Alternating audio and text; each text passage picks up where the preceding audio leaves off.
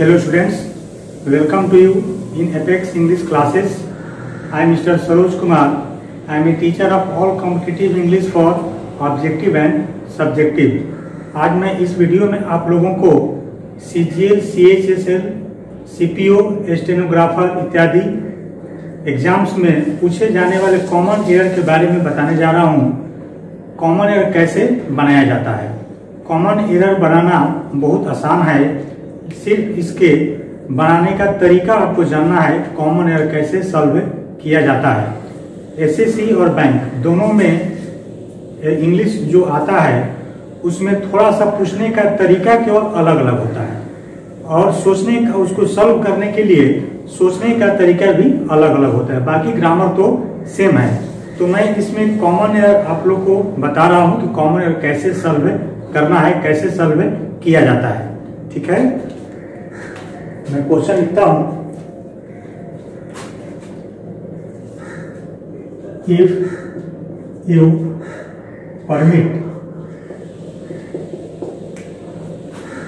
Permit me to speak the truth, ये A part हो गया आपका। Truth I shall state without hesitation. I shall state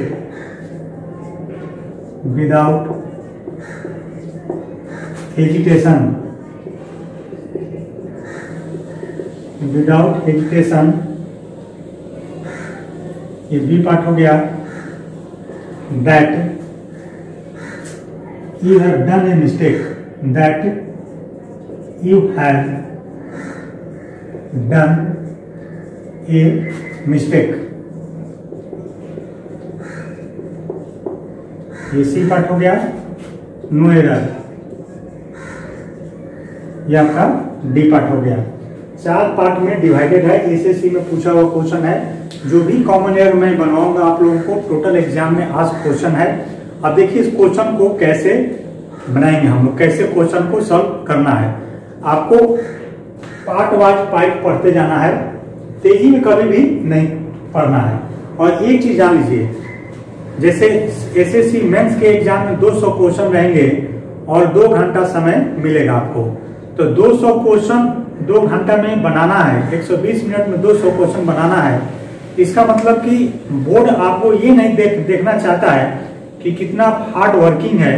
board ये देखना चाहता है कि आपका सोचने का स्मार्ट तरीका है कि नहीं, आप प्रॉब्लम को जल्दी सॉल्व करने में सक्षम है कि नहीं। तो प्रॉब्लम को जल्दी सॉल्व कैसे कीजिएगा, कम समय में, आधा मिनट में आपको एक क्वेश्चन बनाना है।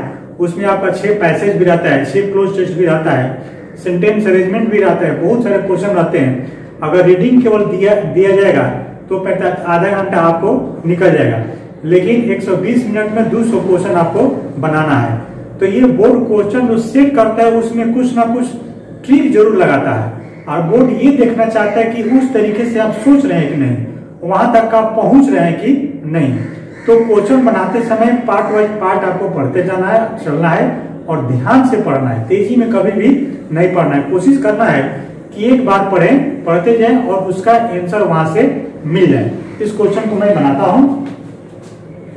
If you permit me to speak the truth. अब देखिए यू है तो आपको यू सेकंड पर्सन हो गया, तो प्रेजेंट इंडेफिनिट टेंस में लेकर जाएंगे। वर्ब पर जरूर गर्व करना है आपको, क्योंकि हम लोग का सेंटेंस जो बनता है तो सेंटेंस में एक सब्जेक्ट होता है, एक वर्ब होता है और एक ऑब्जेक्ट होता है। इसी फॉर्मेट पर टोटल आपका सेंटेंस बनता है और बीच में कंजंक्शन आएगा, बीच में प्रोनाउन आएगा, प्रीपोजिशन आएगा, जरूरत के हिसाब से आएगा। लेकिन स्ट्रक्चर आपका यही है कि अगर सब्जेक्ट है तो उसके बाद आपका वर्ब जरूर देखिए। सॉरी, अब देखिए इफ यू परमिट मी, यदि आप मुझे अनुमति देते हैं या देंगे, टू स्पीक द ट्रूथ, सच बोलने के लिए, आई शैल स्टेट विदाउट हेजिटेशन। अब देखिए यू सेकेंड पर्सन आपका है, तो सेकेंड पर्सन सब्जेक्ट है तो प्रेजेंट इंडेफिनिट टेंस में वर्ब आपका प्लूरल है। जब सेकंड पर्सन आता है तो एस और एस हम लोग नहीं लगाते हैं। ये पार्ट मेरा यहाँ पर बिल्कुल सही है। अच्छा, इसके बाद ये मी ऑब्जेक्ट का काम कर रहे हैं। टू स्पीक, टू के बाद V1, टू के बाद हमेशा क्या होता है, टू प्लस होता है V1, आप तो जानते हैं। तो टू के बाद V1 यहाँ पर बिल्कुल सही है। स्पीक द ट्रूथ, ऐसे स्पीक द ट्रूथ होता भी है। स्पीक द ट्रूथ का मतलब होता है सच बोलना, ये फिक्स है। जैसे होता है टेल ए लाई, झूठ बोलना, स्पीक द ट्रूथ सच बोलना, वहां तक सही है। आई शैल स्टे, अब देखिए आई के बाद शैल है, ये सही है। शैल विल जितने भी मॉडल्स होते हैं उसके बाद V1 होता है। मॉडल्स प्लस क्या होता है, मॉडल्स प्लस V1, ये स्टेट आपका वर्ब का काम करे, बिल्कुल सही है।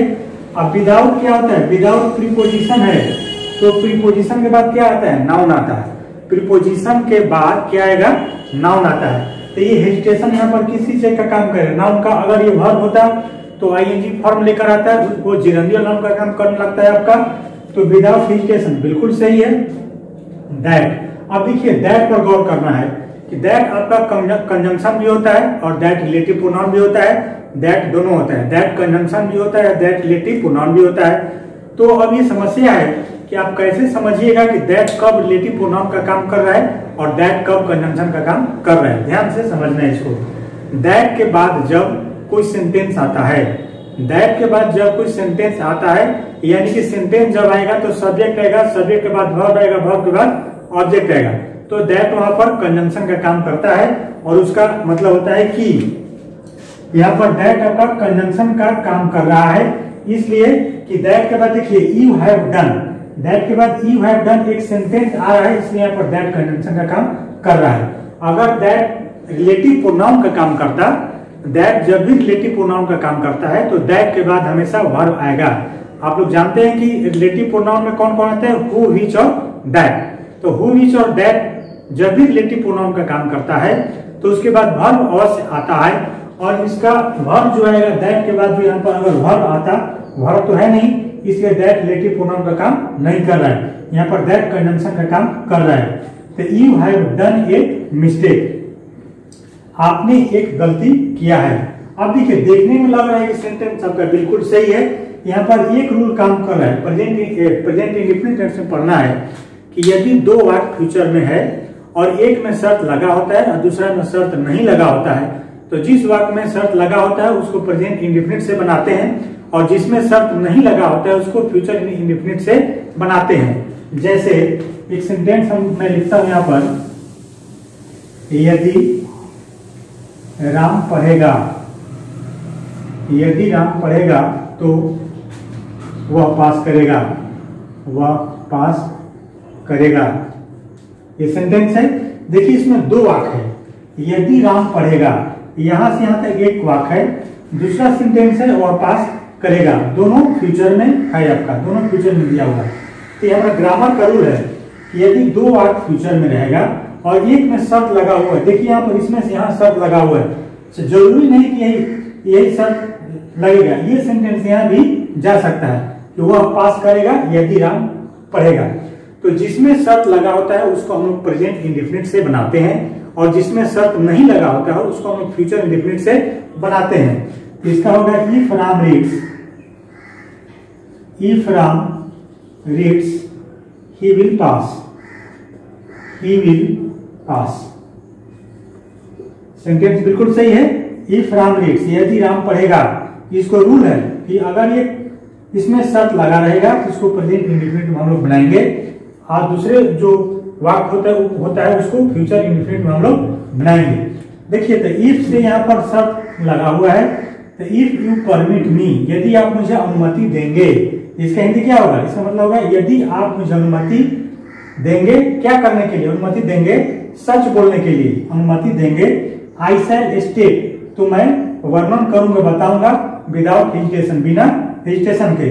तो ये कंडीशन वाले को प्रेजेंट इंडेफिनिट में बनाए और इसके बाद वाले को फ्यूचर इंडेफिनिट में बनाए। तो ये कंडीशन तो मेरा बिल्कुल सही है। यहाँ पर देखिए एरर आपका है कि you have done a mistake. Done a mistake कभी भी नहीं होता है, हमेशा होता है यहाँ पर मेड हो जाएगा, made. Make a mistake, make a mistake का मतलब होता है गलती करना। मेक ए मिस्टेक का मतलब क्या होता है, गलती करना। डन मिस्टेक कभी भी नहीं होता है। जैसे कमिट सुसाइड होता है, आत्महत्या करना। डन सुसाइड नहीं है, डू सुसाइड कभी नहीं होता है, कमिट सुसाइड होता है, उसका मतलब होता है आत्महत्या करना। तो आप लोग समझ गए होंगे। चूंकि यहाँ पर हैव है तो हैव के बाद क्या चाहिए, भीतरी चाहिए, वर्ब का थर्ड रूप चाहिए। तो मेक का क्या कर दिए, मेड कर दिए। ठीक है, क्लियर। चलिए मैं नेक्स्ट क्वेश्चन लिखता हूं।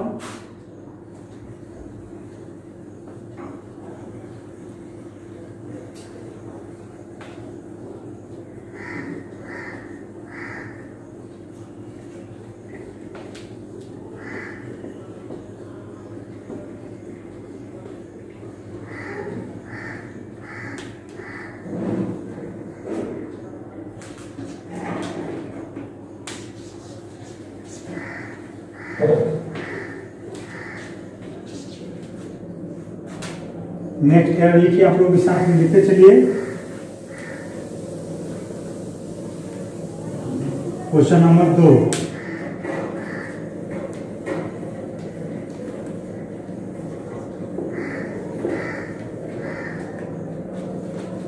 I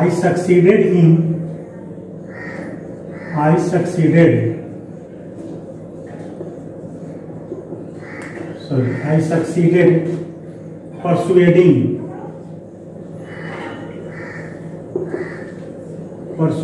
him, ये पार्ट है, to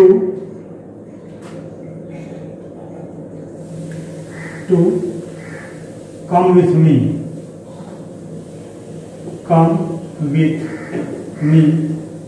बी पार्ट हो गया, come with me only after hours of argument, only after hours of argument,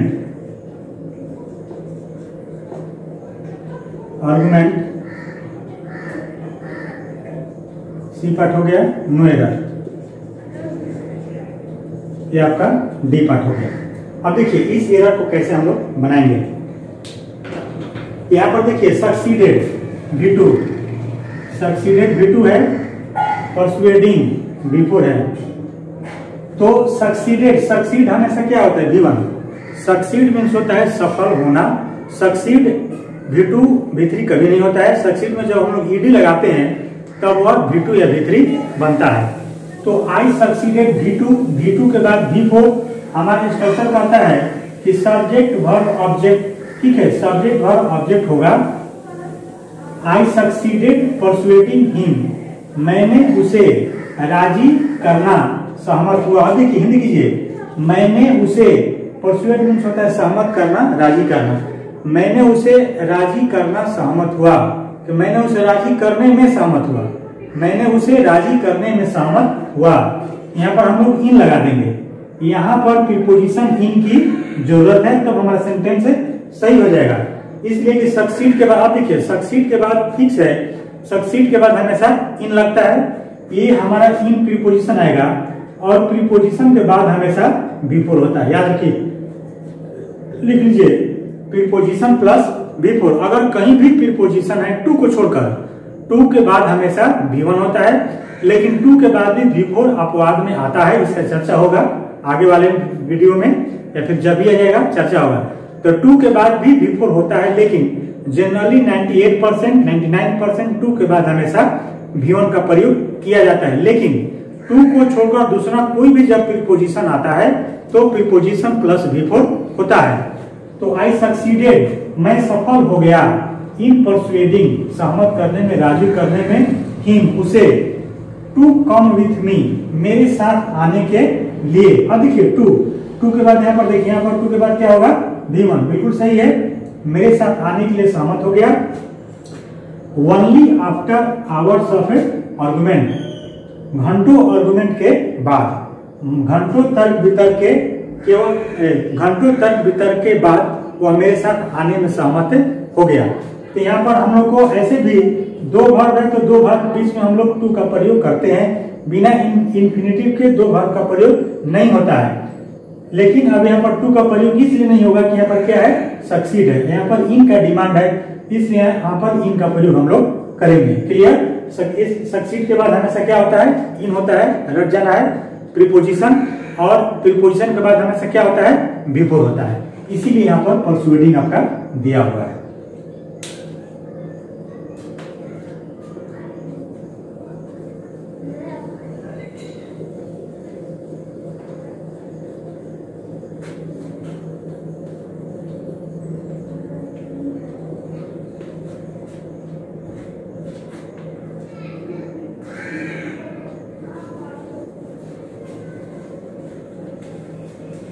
चलिए नेक्स्ट क्वेश्चन लिखते हैं।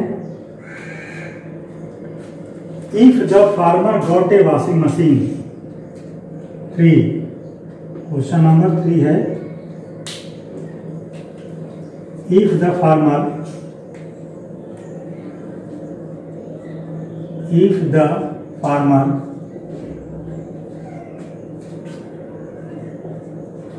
got a washing machine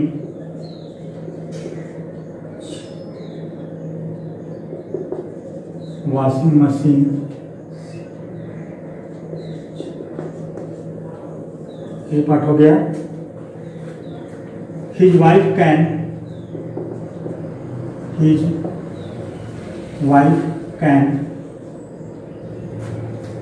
B part हो गया, do the laundry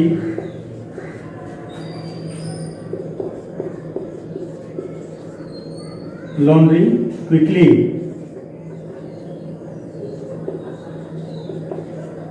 C part हो गया, डी हो गया, no error.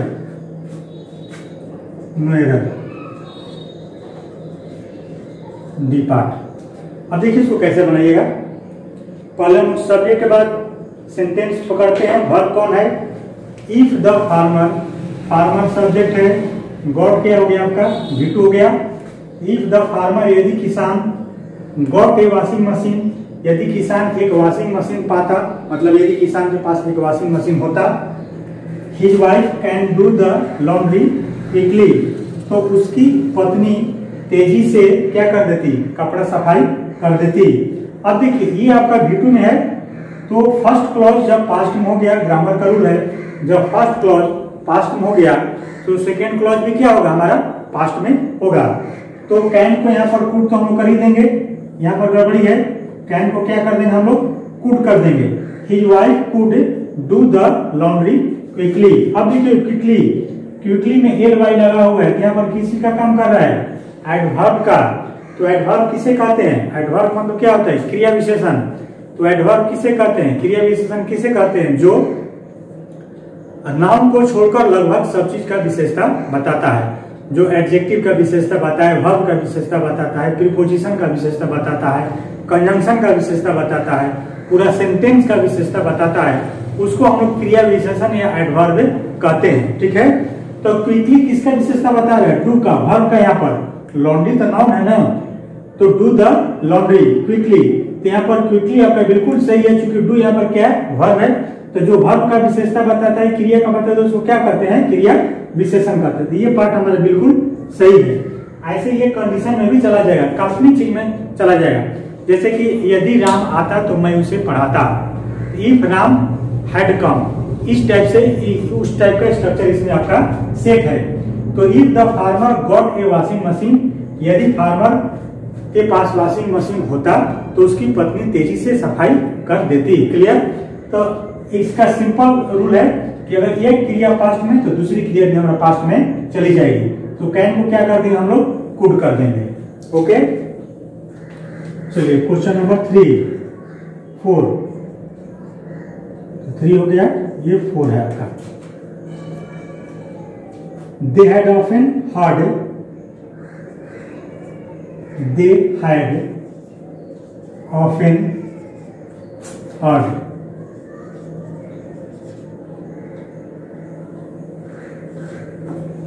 about the sheep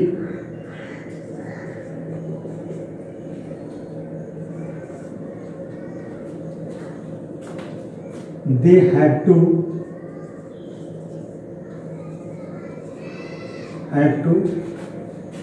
travel on C, no error, D।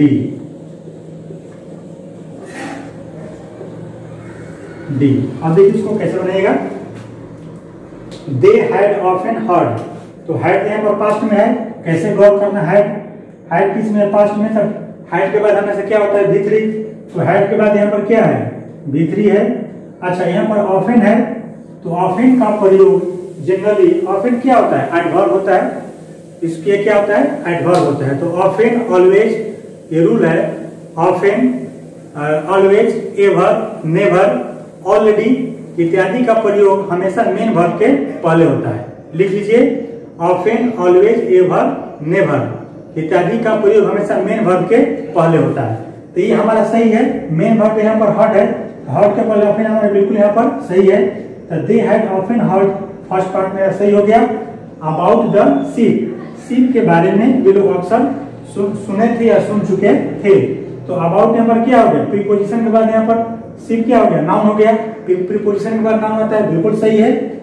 They have to travel on, अब देखिए दे हैव टू यहाँ पर कंपल्सन हो गया कि उन लोगों को ट्रैवल करना पड़ता है। अब यहाँ पर क्या कर देंगे, हैव को हम लोग हाइड कर देंगे, इसलिए कि वे सुना करते थे, वे लोग अक्सर सुना करते थे कि उन लोगों को शिप के बारे में सुना करते थे जिस पर उन लोगों को यात्रा करना पड़ता था में होगा, सुनते थे कि ऐसा होता था, कि सुनते थे कि यात्रा करना पड़ता है, कभी नहीं। इसलिए यहाँ पर इसको भी हम लोग क्या करेंगे, पास्ट में भेज देंगे।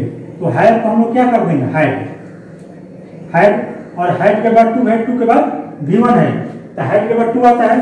तो हैड के बाद टू कब आता है, जब कंपल्सन होता है, कोई काम करने के लिए जब मजबूरी हो जाती है तो वहाँ पर हैज, हैव, हैड के बाद टू का प्रयोग किया जाता है। जैसे टीचर को पढ़ाना पड़ता है, the teacher has to teach, छात्रों को पढ़ना पड़ता है, the students have to read. यहाँ पर कंपल्सन की जब बात होने लगती है तब हैज, हैड के बाद टू का प्रयोग होता है, टू के बाद V1 तो फिक्स ही है, ठीक है।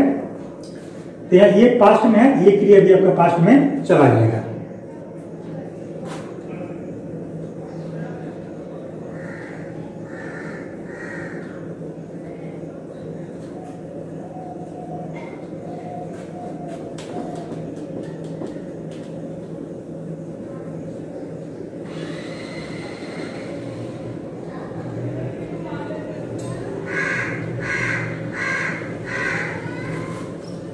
आप लोग इस चैनल को सब्सक्राइब अवश्य करें, लाइक करें, मित्रों में शेयर करें और कमेंट्स में जरूर लिखें। जैसे अभी एसएससी सीजीएल टाइप 2 का मेंस होने वाला है, सीजीएल का, तो इंग्लिश में कौन सा सेक्शन आपको हार्ड लगता है, कौन से सेक्शन में, जैसे क्लोज टेस्ट है, फिलिंग द ब्लैंक्स है, सेंटेंस अरेंजमेंट है, कॉमन एयर है, ये तो मैं अपने से बनाकर दूंगा ही, वीडियो बनते रहेगा।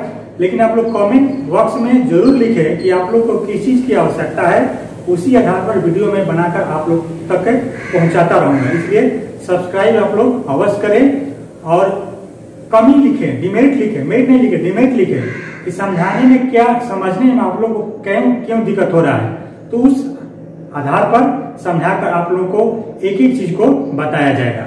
Next question,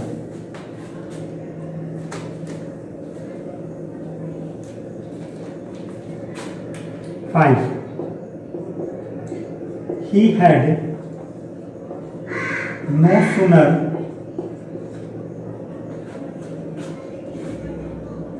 a part. He had no sooner seen one continent. Seen one continent. One continent B, then he saw another. He saw another. C हो गया, नो एरर, D।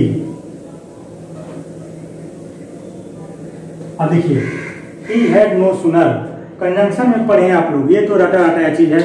कंजंक्शन में पढ़े हैं कि नो सूनर के साथ हमेशा then आता है, हार्डली और स्कार्सली के साथ हमेशा वेन आता है। लिख लें, नो सूनर के साथ हमेशा देन आता है और हार्डली और स्कार्सली के साथ हमेशा वेन आता है। लेकिन नो सूनर को इन्वर्सन ऑफ एडवर्ब कहा जाता है। नो सूनर हो गया, हार्डली हैड हो गया, स्कार्सली हैड हो गया, इसको इन्वर्सन ऑफ एडवर्ब कहा जाता है। इसका स्ट्रक्चर जो बनता है, तो पहले नो सूनर आएगा, नो सूनर आता है, इसके बाद सब्जेक्ट आता है, उसके बाद वर्ब आता है, उसके बाद ऑब्जेक्ट आता है, उसके बाद फिर दूसरा सेंटेंस आपका बनता है, उसके बाद देन आता है, नो सूनर के साथ देन तो रहेगा ही, देन के बाद फिर आपका प्लस सब्जेक्ट प्लस वर्ब, ये स्ट्रक्चर बनता है। नो सूनर के बाद हमेशा वर्ब, नो सूनर के बाद नीचे हो गया, नो सूनर है ही, नो सूनर के बाद आपका वर्ब आएगा, तब आपका सब्जेक्ट आएगा। No sooner plus verb plus subject, तब ऑब्जेक्ट जो भी होगा आपका आएगा। तो नो सूनर को याद कर लीजिएगा, नो सूनर को इन्वर्सन ऑफ एडवर्ब कहा जाता है। और नो सूनर का हिंदी होता है जैसे no sooner dot dot dot then, इसका होता है जैसे ही वैसे ही, जैसे ही वैसे ही। No sooner dot dot dot dot then में क्या होता है, जैसे ही वैसे ही। तो नो सूनर यहाँ पर देखिए क्या लिखा, he had no sooner. Sentence का शुरुआत प्रोनाउन से किया, ही से किया, उसके बाद हैड लिखा, उसके बाद नो सूनर लिखा, ये आपका गड़बड़ हो गया। नो सूनर यहाँ पर आ जाएगा, इसका स्ट्रक्चर बनेगा, सही होगा नो सूनर हैड ही, ये सही होगा। No sooner had he seen one. अब देखिए यहाँ पर हैड आया, तो हैड के बाद हमेशा क्या होगा, V3 होगा। तो हैड के बाद यहाँ पर हमारा V3 दिया हुआ है। एरर इसमें कई तरह से आएगा, जरूरी नहीं है कि यही आएगा, कई तरह से आएगा। नो सूनर डिड, यहाँ पर डिड भी आता है, तो यहाँ पर नो सूनर के बाद जब डिड आएगा तो यहाँ पर क्या हो जाएगा, V1 हो जाएगा, क्योंकि डिड के बाद हमेशा V1 होता है। यहाँ हैड रहेगा तो क्या हो गया, V3 हो जाएगा। तो जहां भी इस टाइप का मिले तो सबसे पहले आपको देखना है कि नो सूनर के बाद देन है कि नहीं। तो नो सूनर के बाद देन तो हमारे यहाँ पर है ही, ये तो यहाँ पर बिल्कुल सही है। तो तब हम इस फॉर्मेट में देखें कि ही है नो सूनर, तो नो सूनर क्या होता है, इन्वर्सन ऑफ एडवर्ब होता है। पहले इन्वर्सन ऑफ एडवर्ब आएगा, उसके बाद हेल्पिंग वर्ब जो भी आएगा, उसके बाद सब्जेक्ट आएगा। अब इसका हिंदी होगा कि no sooner had he seen one continent, जैसे ही वह एक कंटिनेंट देखा, जैसे ही वह एक कंटिनेंट देखा वैसे ही he saw another, वह दूसरा भी देख लिया। अब देखिए यहाँ भी क्या है, V2 है, यहाँ पर भी V2 आपका सब्जेक्ट के बाद V2 बिल्कुल सही है। ये पास्ट में है, ये भी आपका पास्ट में है। तो इसमें एरर 4-5 जगह से 4-5 तरीके से पूछा जा सकता है आपको। जैसे कि देता है कि no sooner had he seen one continent, then के बदले व्हेन कर देंगे, ये भी आता है। देन के बदले क्या आ जाएगा, व्हेन आ जाएगा। देन के बदले देन आ जाएगा, कुछ भी आ जाएगा। ही सा को क्या कर देंगे, ही सी कर देंगे, सी में SEE कर देंगे, वो भी हमारा क्या हो जाएगा, गलत हो जाएगा। तो इस के स्ट्रक्चर में यहाँ एरर आएगा, यहाँ एरर बनता है, यहाँ एरर बनता है, और यहाँ तो बनता है। कई तरह से एरर आपका बनता है, इसको ध्यान में रखना है, ठीक है। यही वजह है कि नो सूनर को पहले लिखा जाता है, उसके बाद वर्ब, इसलिए कि नो सूनर को इन्वर्सन ऑफ एडवर्ब कहा जाता है। नेक्स्ट लिखते हैं 6th,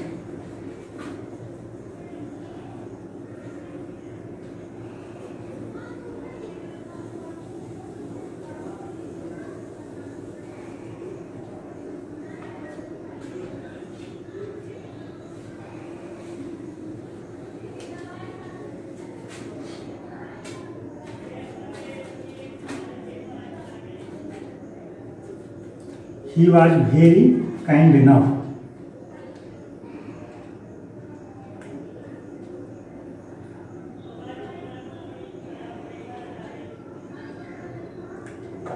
क्वेश्चन नंबर 6 हो गया।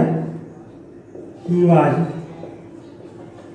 a very kind enough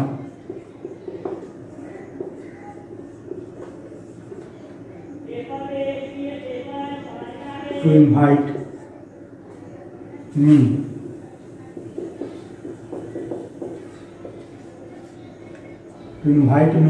see no error D। अब देखिए इसको कैसा बनाइएगा, वेरी काइंड, वेरी क्या होता है, एडवर्ब होता है। वेरी यहाँ पर एडवर्ब, काइंड यहाँ पर क्या है, एडजेक्टिव। एनफ क्या होता है, एडवर्ब होता है, सॉरी एडवर्ब। वेरी एडवर्ब होता है, काइंड एडजेक्टिव हो गया, एनफ क्या हो गया, एडवर्ब हो गया। बात बाकी तो ठीक है। ही वाज, अब देखिए इसमें या तो लिखिए ही वाज वेरी काइंड, इसका होगा या तो ही वाज वेरी काइंड, या इसका सही होगा वेरी काइंड, यहाँ तो सही होगा। एनफ को हटाना पड़ेगा, तीनों एक साथ नहीं होगा। ये एडवर्ब, एडजेक्टिव, एडवर्ब ऐसा स्ट्रक्चर में नहीं होता। हो सकता है कहीं कहीं मिल जाए अपवाद में, लेकिन अभी तक ऐसा नहीं मिला है। तो या तो वेरी काइंड होगा या काइंड इनफ होगा। यहां से यहां तक आप कर सकते हैं, या तो यहां से यहां तक होगा, बढ़िया समझ लीजिए। He was very kind to invite me, या he was kind enough, kind enough. अब देखिए यहां पर काइंड इनफ समझ लीजिए क्यों होगा, काइंड इनफ क्यों होगा, ENOUGH, इनफ काइंड नहीं होगा, ENOUGH इनफ काइंड नहीं होगा।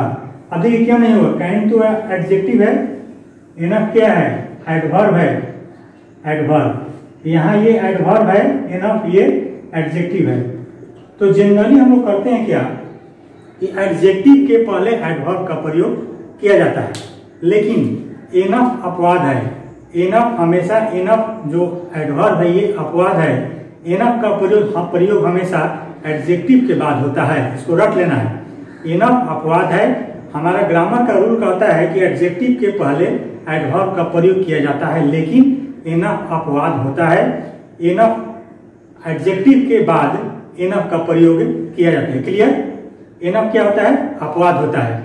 इसलिए एडजेक्टिव के बाद कहीं भी जहां भी इनफ का प्रयोग होगा एडजेक्टिव के बाद होगा, एडजेक्टिव के पहले नहीं होगा। लेकिन इनफ के अलावा और कुछ एक दो तीन एडवर्ब्स हैं, उनके अलावा हमेशा जो भी एडवर्ब आता है एडजेक्टिव के पहले आता है। Clear?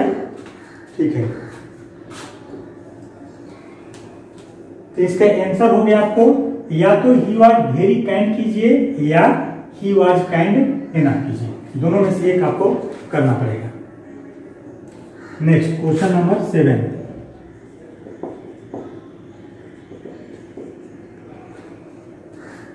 Police reports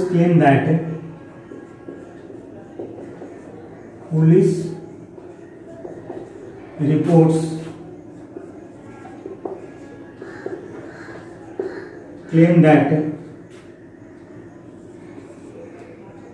substantial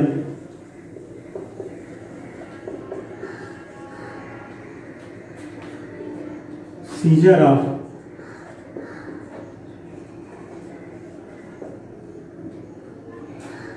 cocaine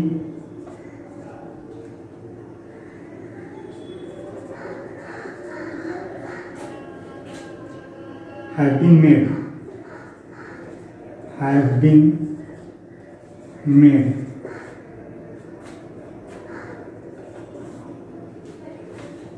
in the last 2 months.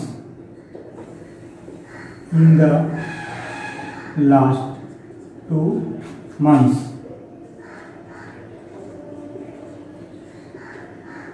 C. Where D. अब देखिए इस एरर को हम कैसे बनाएंगे, कैसे सोचना है। सबसे पहले मैंने बोला कि सेंटेंस का इंग्लिश में जो भी सेंटेंस बनता है उसमें एक सब्जेक्ट होता है, एक वर्ब होता है, एक ऑब्जेक्ट होता है। इसी रूप को अलग अलग तरीके से लिखा जाता है। तो सेंटेंस में सब्जेक्ट और वर्ब पर अवश्य हमको गौर करना है हम लोग को। Police reports claim that. अब देखिए इसमें वर्ब कौन है, क्लेम है। क्लेम हमारा वर्ब है, इसमें एस और एस नहीं लगा हुआ है। तो वर्ब मूल रूप में हमेशा क्या होता है, प्लूरल होता है। वर्ब मूल रूप में क्या होता है, प्लूरल होता है। जब उसमें एस और एस लगाते हैं तब सिंगुलर वर्ब बनता है। तो ये प्लूरल वर्ब है, तो इसके लिए सब्जेक्ट भी हमारा प्लूरल होना चाहिए प्रेजेंट इंडेफिनिट टेंस में। पुलिस रिपोर्ट्स, देखिए पुलिस का रिपोर्ट, पुलिस की रिपोर्ट, तो रिपोर्ट में यहाँ पर एस लगा हुआ है। सब्जेक्ट हमारा यहाँ से यहाँ तक हो गया, ये क्या हो गया, सब्जेक्ट हो गया। और सब्जेक्ट प्लूरल है तो वर्ब भी हमारा प्लूरल है। ये पार्ट हमारा बिल्कुल सही है। Police reports that, police reports claim, police की रिपोर्ट। अब यहाँ पर थोड़ा देर के लिए लग रहा है कि अपॉस्ट्रोफी एस की जरूरत है, का के किया रहा है, लेकिन यहाँ पर बिना अपॉस्ट्रोफी एस के भी दो नाम को हम लोग जोड़ते हैं। तो क्लेम करती है कि, देखिए यहाँ पर दैट आ गया। इसके पहले वाले क्वेश्चन में भी दैट आया था। सब्सटेंशियल सीजन ऑफ यहाँ पर फिर आ गया दैट, समझ लीजिए। तो दैट रिलेटिव प्रोनाउन होता है और दैट कंजंक्शन भी होता है। तो दैट जब कंजंक्शन का काम करता है, याद रखिए, दैट जहां भी कंजंक्शन का काम करेगा उसका मतलब होगा की, और उसके बाद एक सब्जेक्ट आएगा, यानी कि सब्जेक्ट के बाद वर्ब अवश्य आएगा। दैट जब रिलेटिव प्रोनाउन का काम करेगा तो दैट के बाद हमेशा क्या आएगा, वर्ब आएगा। क्लियर? दैट जब रिलेटिव प्रोनाउन का काम करेगा तो उसके बाद क्या आएगा, वर्ब आएगा। जैसे समझ लीजिए द पेन, दूसरा example, the pen that is on the table, that is on the table is mine. यहां पर देखिए दैट रिलेटिव प्रोनाउन का काम कर रहा है, रिलेटिव प्रोनाउन का दैट काम कर रहा है। यहां पर दैट आपका कंजंक्शन का काम कर रहा है। अब देखिए कंजंक्शन का दैट के बाद यहाँ पर वर्ब है, इसका एंटीसीडेंट पेन, इसके पहले जो दैट जिस नाउन के बदले में आता है, रिलेटिव प्रोनाउन जिस नाउन के बदले में आता है उसको क्या कहा जाता है, एंटीसीडेंट कहा जाती है। तो बाद में चर्चा होगी। यहाँ पर ये सिंगुलर है तो ये भी हमारा क्या है, सिंगुलर है।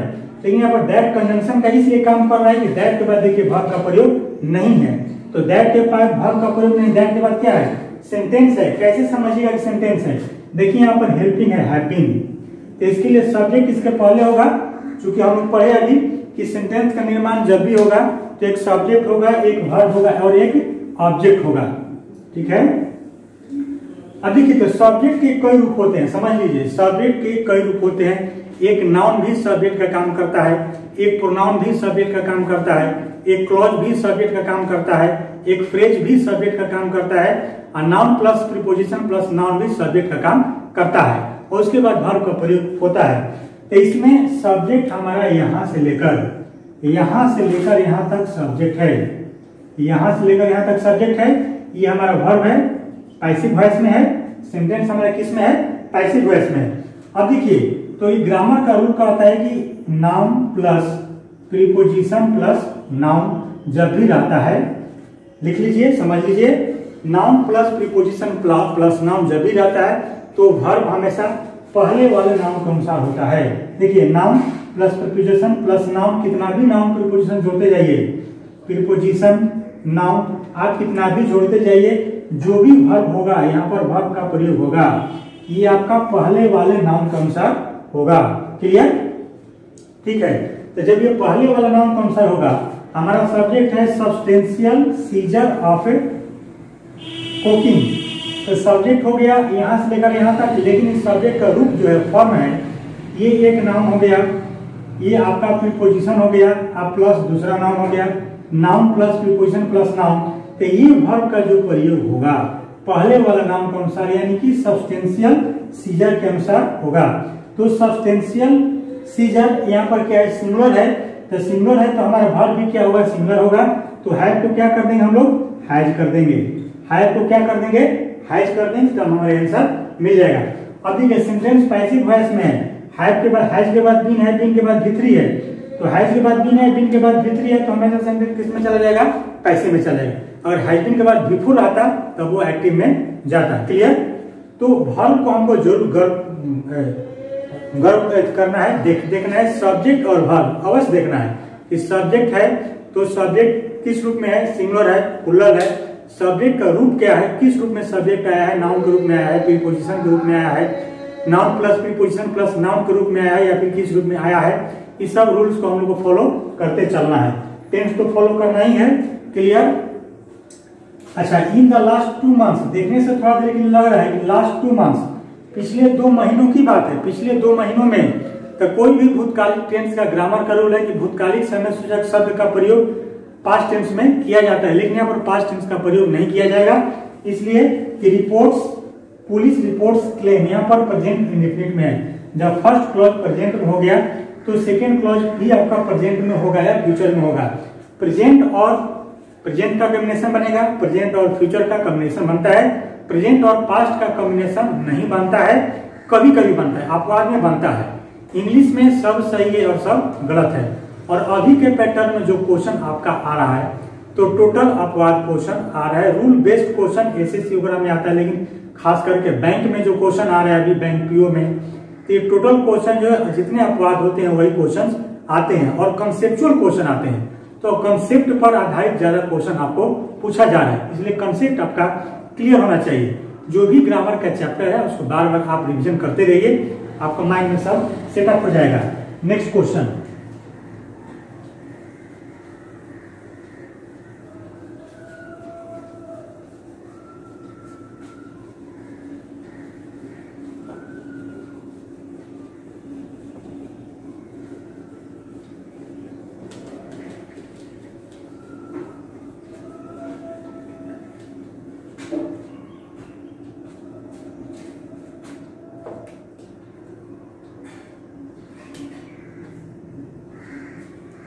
Every question number 8,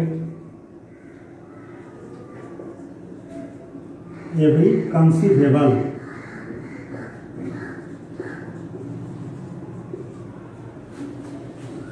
race and nationality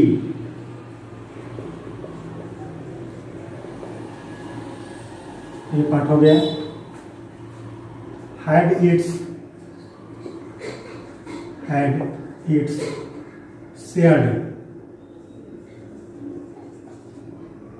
share of suffering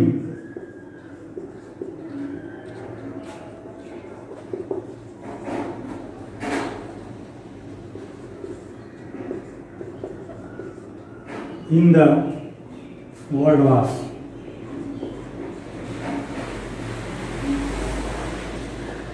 C नोएरा डी। अब देखो पढ़ते हैं क्या कहता है।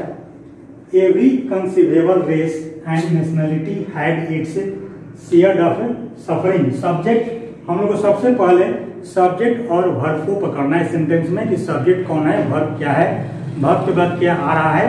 तो इसका सब्जेक्ट देखिए यहाँ पर हेल्पिंग वर्ब यहाँ पर हैड है। इसका मतलब कि इसके पहले जो भी है सब्जेक्ट है, तो ये सब्जेक्ट जो है एंड से जुड़ा हुआ है।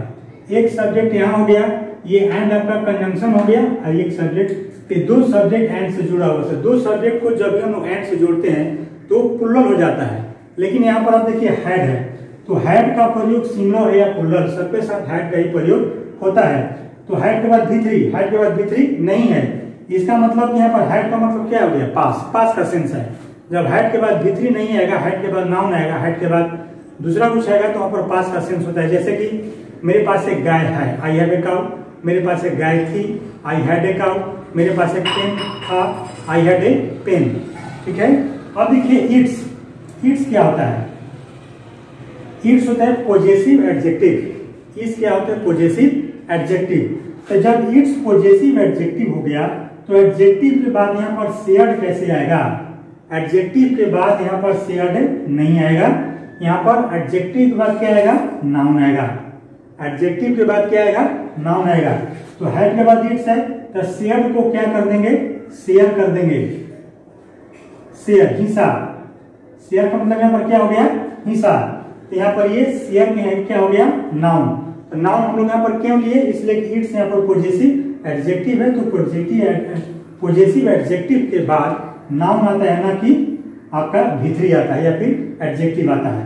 अगर वर्ब में हम लोग एडजेक्टिव, वर्ब में जब हम लोग ईडी लगाते हैं तो वो भी एडजेक्टिव बनता है, वर्ब में आईएनजी लगाती हैं वो भी एडजेक्टिव बनता है। लेकिन एडजेक्टिव अगर बनता है तो एडजेक्टिव के बाद हमेशा नाउन आता है, ना कि नाउन के बाद एडजेक्टिव आता है। नाउन के बाद एडजेक्टिव कभी भी नहीं आता है, एडजेक्टिव के बाद नाउन आता है। इसीलिए यहाँ पर इस पॉजेसिव एडजेक्टिव है, इसके बाद हम लोग शेयर कर देंगे, तभी हमारे इसके आंसर सही हो जाएगा। बात तो सही है।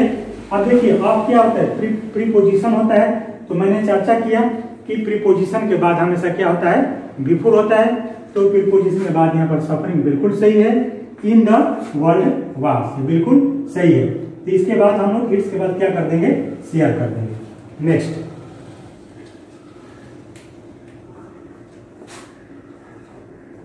Question number 9। The region Janet came dressed. The region Janet came dressed,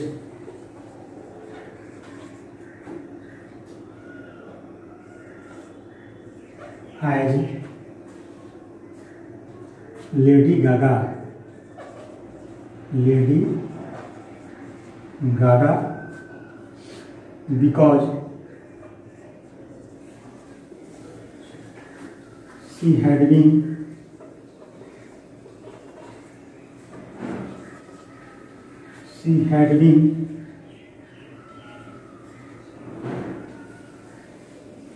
it was a costume party,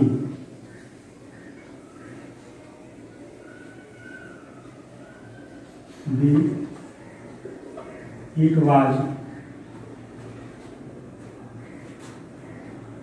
a costume party,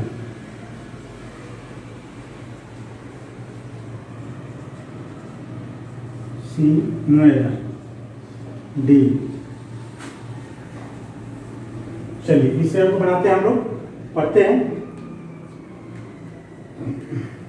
the reason कारण, जानेत केम ड्रेस्ड। अब देखिए द रीजन वह कारण, यहाँ के बाद रीजन के बाद देखिए ये भी आपका नाउन है, ठीक है।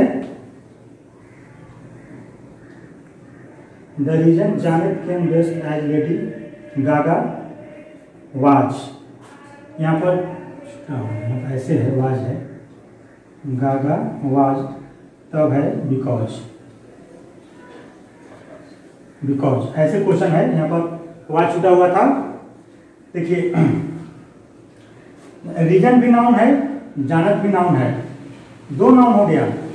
सेंटेंस में दो सब्जेक्ट एक साथ कभी भी नहीं आएगा, ध्यान रखिएगा। सेंटेंस में दो नाउन दो सब्जेक्ट एक साथ कभी भी नहीं आता है। ये भी नाउन है, ये भी नाउन है, नहीं आएगा, गड़बड़ हो गया।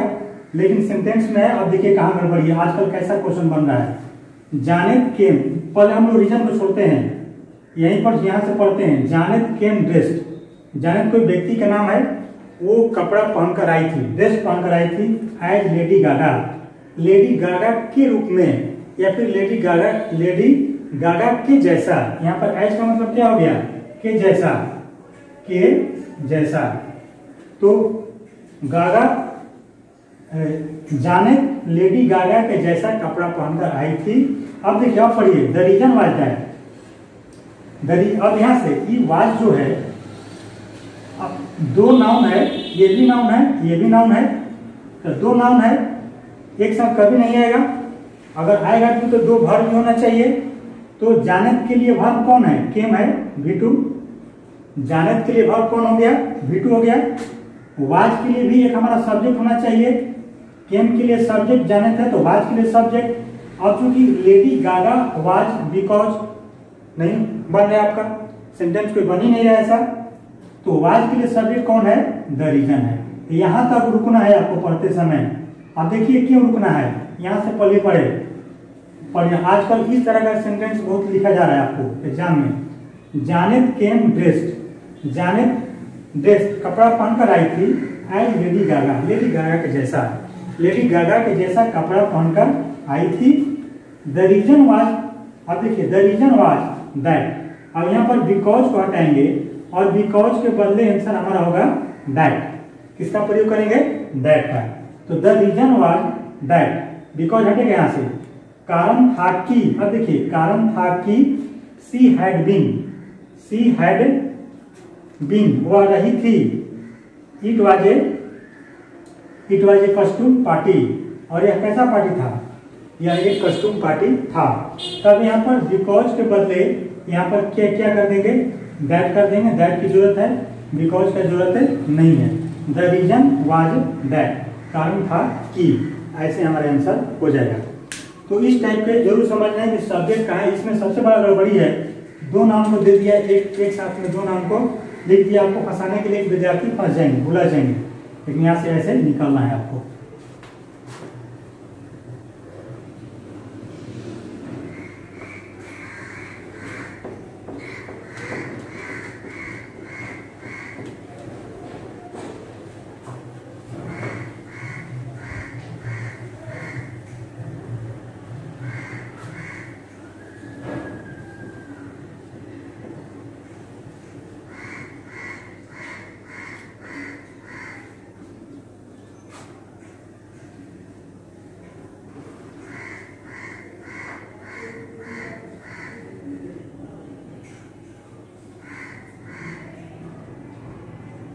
इस क्वेश्चन में थोड़ा सा गड़बड़ी था,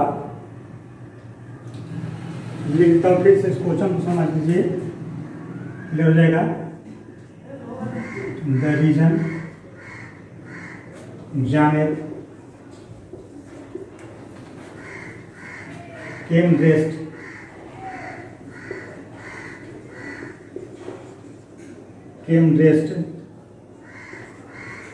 as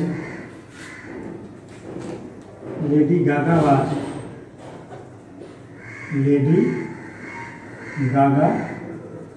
was because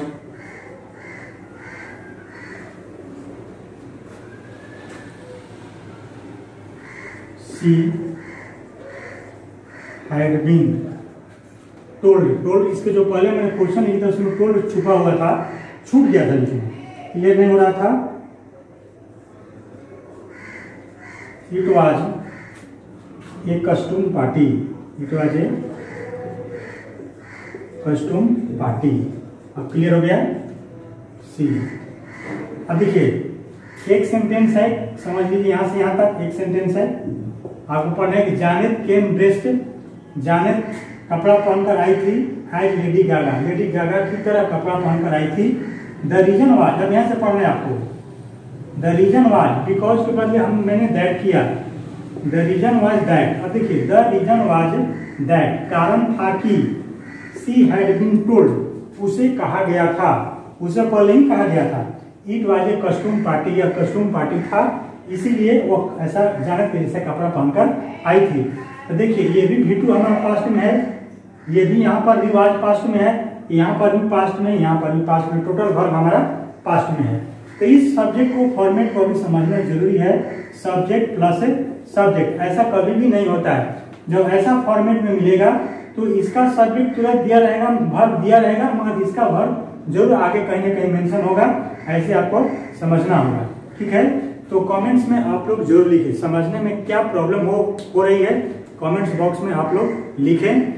और एसएससी सीजीएल टाइप 2 के लिए जो भी आपको टॉप सेक्शन लगता हो वो कमेंट्स बॉक्स में लिखिए, वैसे वीडियो बनाकर मैं आप लोगों तक पहुंचाऊंगा। लेकिन आप लोग सब्सक्राइब चैनल को जरूर कीजिए, और डिस्क्रिप्टिव क्लास भी मेरे यहाँ होता है, वो भी क्लास चालू हो चुका है। ओके।